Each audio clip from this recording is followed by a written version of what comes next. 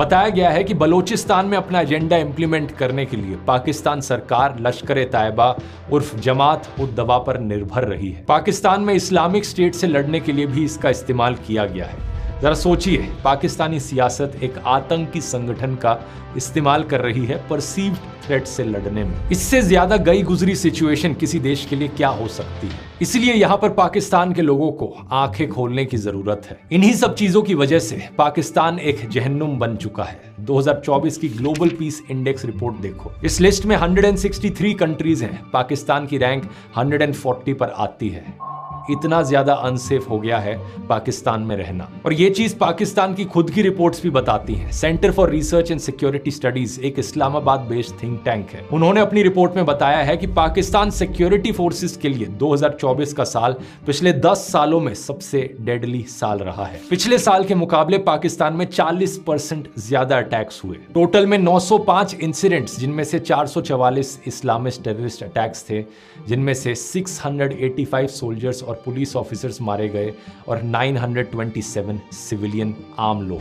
पिछले कई दशकों से इसी तरीके से पाकिस्तानी लोगों को बेवकूफ बनाया जा रहा है। कुछ पावर हंग्री पॉलिटिशियंस बेवजह भारत से लड़ाई करते हैं, मसल फ्लेक्सिंग करते हैं और इसी बहाने देश के डिक्टेटर बन जाते हैं। ना कॉन्स्टिट्यूशन का कुछ अता पता, कितने बने कितने बिगड़े, ना डेमोक्रेसी का कुछ पता। लोकतंत्र तो ऐसा है कि आज तक कोई भी पाकिस्तानी प्रधानमंत्री अपने 5 साल पूरे नहीं कर पाया है। किसी को गोली मार दी जाती है, किसी का तख्ता पलट, किसी को फांसी पर लटका दिया जाता है, तो कोई एग्जाइल में और कोई जेल में। आज भी इमरान खान जेल में है। रिपोर्ट्स के अनुसार उनके साथ टॉर्चर किया गया है।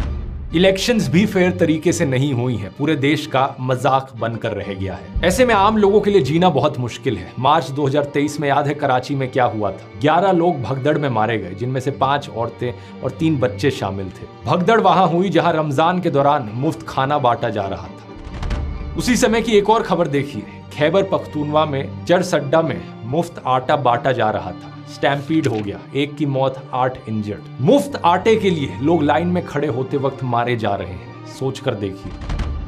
इससे याद आती है फ्रेंच रेवोल्यूशन की। क्या आप जानते हैं फ्रेंच रेवोल्यूशन होने से पहले साल 1775 में फ्रांस में फ्लावर वॉर्स हुई थी, आटे को लेकर वॉर्स हुई थी। क्या पाकिस्तान में भी तो कोई रेवोल्यूशन नहीं आने वाली? अगर रेवोल्यूशन आए तो बस एक बात का ध्यान रखना, ये जो रिलीजियस फैनेटिज्म है, हर चीज में रिलीजन डालना, इस चीज को खत्म करना बहुत जरूरी है। जब तक पॉलिटिक्स में रिलीजन रहेगा तब तक आप बेवकूफ बनते रहोगे। मैं फवाद खान, माहिरा खान जैसे सेलिब्रिटीज से कहूंगा, अगर वाकई अपने देश की फिक्र है तो इसे सुधारने पर फोकस करो। हिम्मत करो अपनी सरकार से सवाल करने की। सवाल करो अपनी सियासत से, पाकिस्तान एक आतंकी देश क्यों बन रहा है? सवाल करो कि इन आतंकवादी संगठनों को पाकिस्तान की मिलिट्री इतना सपोर्ट क्यों करती है?